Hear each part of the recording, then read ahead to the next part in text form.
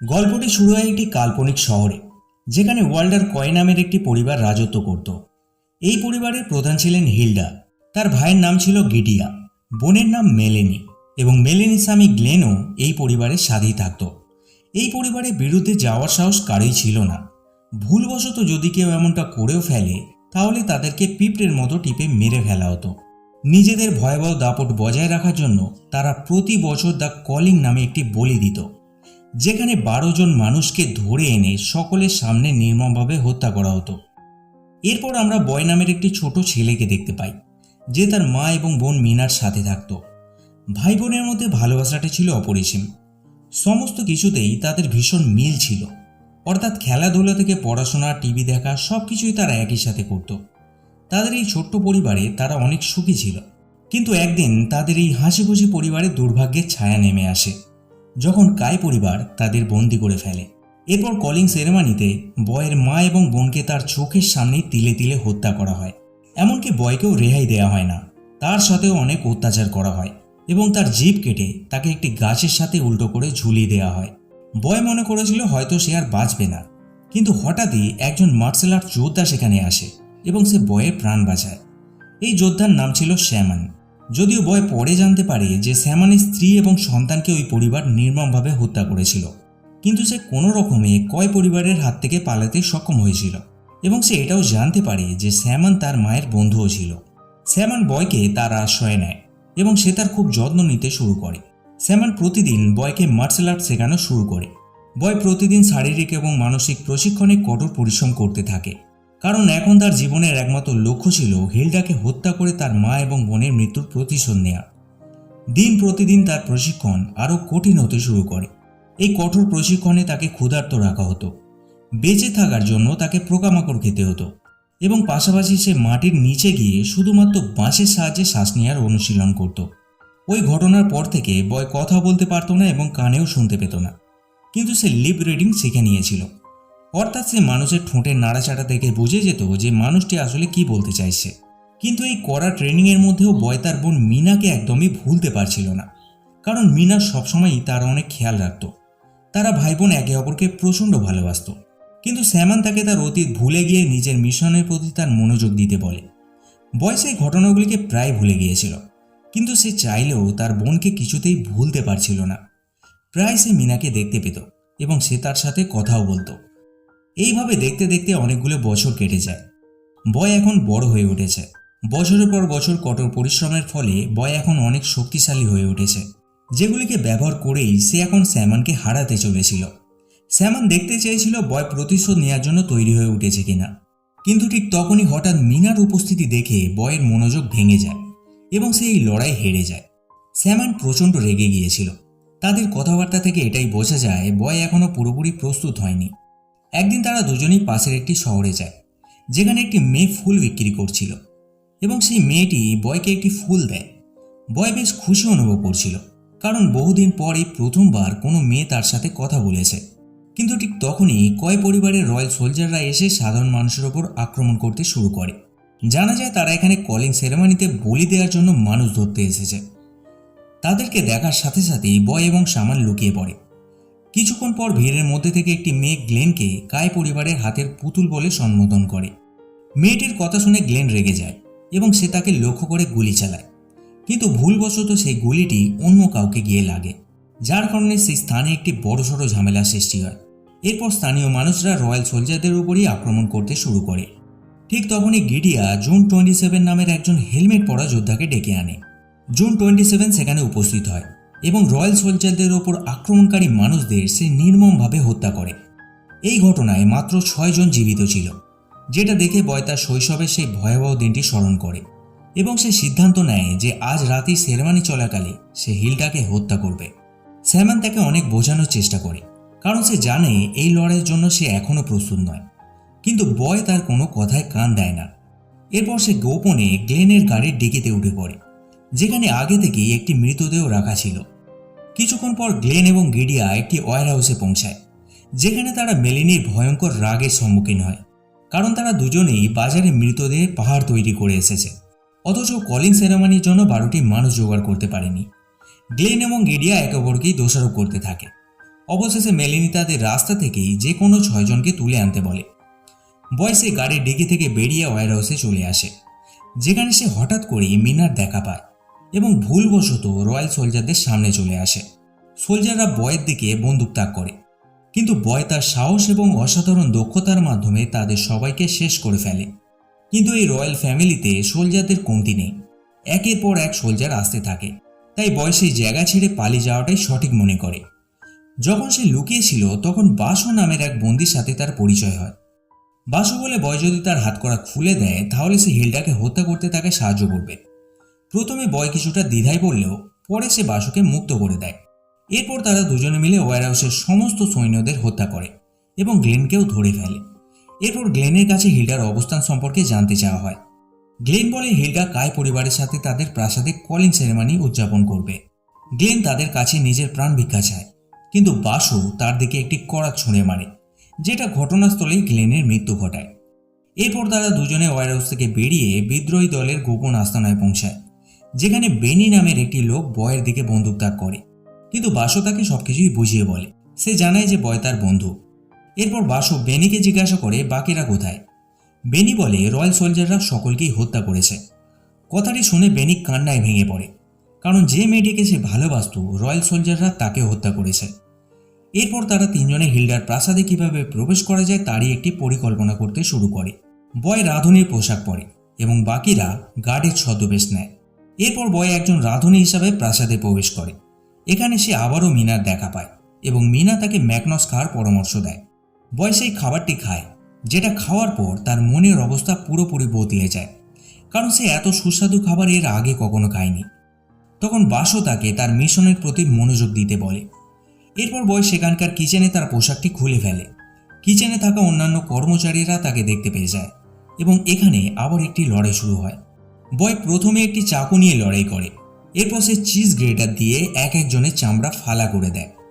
কিচেনের পার্ট মিটিয়ে সে ডাইনিং হলে চলে আসে এবং সেখানে একজন গার্ডকে মেরে ফেলে। এরপর সে টেবিলে বসে থাকা হিলডাকে দেখতে পায় এবং এক ঝটকায় তার মাথা দেহ থেকে আলাদা করে ফেলে। চারিদিকে শোরগোল শুরু হয়ে যায়। বয় হিলডার মাথাটি তুলে ধরে এবং সে বুঝতে পারে যে এটি হিলডা নয়। ঠিক তখনই গিডিয়া তার সৈন্যদের সাথে সেখানে উপস্থিত হয়। গিডিয়া বয়কে বলে সে খুব ভালোভাবে জানতো হিলডাকে কেউ হত্যা করার চেষ্টা করছে, তাই হত্যাকারীকে ধরার জন্য সে নিজেই এই ফাঁদ পেতেছিল। এরপর গিডিয়া ডাকে জুন 27 সেখানে উপস্থিত হয়। বয় এবং জুনের মধ্যে তুমুল লড়াই শুরু হয়। কিছুক্ষণ লড়াই চলার পর বয় তার হেলমেট খুলে দেয়। জুন 27-এর আসল চেহারাটি দেখার পর বয়ের মনোযোগ ভেঙে যায়। এই সুযোগে জুন 27 বয়কে অচেতন করে ফেলে। কিছুক্ষণ পর যখন বয়ের জ্ঞান ফিরে আসে সে দেখতে পায় তাকে একটি চেয়ারে বেঁধে রাখা হয়েছে। জুন তাকে বলে যদি সে স্যামানের অবস্থান জানায় তবেই সে তাকে মুক্তি দেবে, কিন্তু বয় সেটা করতে চায় না এবং সে স্পষ্টভাবে মানা করে দেয়। জুন 27 সেখান থেকে চলে যায়। কিছুক্ষণ পর গিডিয়া সেখানে আসে এবং সে বয়কে জানায় যে হিলডা স্যামানকে ভয় পায়, তাই সে নিরীহ মানুষদের হত্যা করে। গিডিয়া এখন রোজের এই যুদ্ধ রক্তপাতের ধারা দেখে দেখে ক্লান্ত হয়ে উঠেছে, তাই গিডিয়া বয়কে বলে দয়া করো ভাই, স্যামান কোথায় আছে তা জানিয়ে দাও, যাতে হিলডা তাকে হত্যা করে এই সব কিছুই বন্ধ করতে পারে। কিন্তু বয় তার অবস্থান প্রকাশ করতে কোনো মতেই রাজি হয় না। যেহেতু আর কোনো উপায় ছিল না, তাই গিডিয়া বয়কে একটি বিশেষ ঘরে নিয়ে আসে, যেখানে তাকে বেঁধে তার গলায় বৈদ্যুতিক শক দেওয়ার জন্য কলার লাগানো হয়। এরপর মেলিনি বয়কে জানায় যে সে মেলিনির স্বামী গ্লেনকে হত্যা করে বড় ভুল করেছে এবং এটার শাস্তি তাকে সকলের সামনে স্টেজে দেওয়া হবে। কিছুক্ষণের মধ্যেই হিলডা স্টেজে এসে ভাষণ দিতে শুরু করে, কিন্তু হঠাৎ করেই সে তার মানসিক ভারসাম্য হারিয়ে ফেলে এবং ভিড়ের দিকে বন্দুক তাক করে। কোনো রকম দুর্ঘটনা ঘটার আগেই মেলিনি এসে হিলডাকে সেখান থেকে সরিয়ে নিয়ে যায়। এরপর সেরেমানি শুরু হওয়ার পর বন্দীদের একে একে হত্যা করা হতে থাকে। বয়ের হাত বাঁধা ছিল, তাই সেখান থেকে পালানোর কোনো উপায় ছিল না। তবে বয়ের পালা আসার আগেই তার মনে পড়ে যায় সকলের চোখ ফাঁকি দিয়ে গিডিয়া তাকে একটি ব্লেড দিয়েছিল। এখন বয় সেই ব্লেডটির সাহায্যে তার দড়ি কেটে পালানোর চেষ্টা করে, কিন্তু মেলিনিও কম ছিল না। সে বয়ের গলায় বৈদ্যুতিক শক দিতে শুরু করে, যার ফলে সে মাটিতে পড়ে যায়। ঝটকা এতটাই জোরদার ছিল উঠে দাঁড়ানো তো দূরের কথা, চোখ খোলার ক্ষমতা পর্যন্ত ছিল না। এরপর অদ্ভুত ধরনের পোশাক এবং মাস্ক পরা কয়েকজন লোককে দেখতে পাই, যারা তাকে ধরে একটি টেবিলের ওপর এনে রাখে। এরপর ছাগলের পোশাক পরা একটি লোক হাতুড়ি নিয়ে বয়কে মারার জন্য এগিয়ে আসে, কিন্তু সকলকে অবাক করে দিয়ে ওই লোকটি বয়কে ধরে রাখা লোকেদের ওপরই হামলা করে। আসলে এই ছাগলের পোশাকের আড়ালে এই লোকটি আর কেউ নয়, সে ছিল বাসু। বেনিও সেখানে উপস্থিত ছিল এবং সে বয়কে একটি বন্দুক দেয়। এরপর তারা তিনজনে মিলে শত্রু দলের সাথে মোকাবিলা করতে শুরু করে। ঠিক সেই সময় মেলিনিও স্টেজে এসে বয়ের দিকে বন্দুক তাক করে এবং গুলি ছোঁড়ে, কিন্তু সেই সময় বেনি বয়ের সামনে এসে নিজের বুকে গুলি খায় এবং বয়ের কোলে শেষ নিঃশ্বাস ত্যাগ করে। এরপর মেলিনি বাসুকেও গুলি করে এবং একইভাবে বয়ের ওপরেও হামলা করে। বয় দৌড়ে একটি কার্টুনের আনারসকে গার্ড হিসাবে ব্যবহার করে এগিয়ে আসতে থাকে এবং তারপর সে মেলিনিকে একটি চেয়ারে বেঁধে ফেলে। মেলিনি তাকে বলে পুরো দেশ এটা টিভিতে দেখবে এবং শেষমেশ সকলেই মেলিনিকে একজন শহীদ হিসেবে সম্মান দেবে।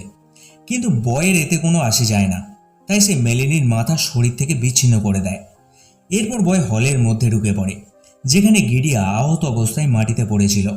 গিডিয়া বয়কে বলে সে তাকে সাহায্য করতে গিয়ে নিজের পরিবারের সাথেই বিশ্বাসঘাতকতা করেছে, তাই সেই কারণে তার বোন মেলিনি তাকে গুলি করেছে। গিডিয়া বয়কে একটি চাবি দেয়, যার সাহায্যে বয় সেই বাংকারে প্রবেশ করতে পারবে যেখানে হিল্ডা লুকিয়ে আছে। বয় গিডিয়াকে মেরে ফেলতে চাইছিল, কিন্তু ঠিক সেই সময় সে আবার মিনার দেখা পায়।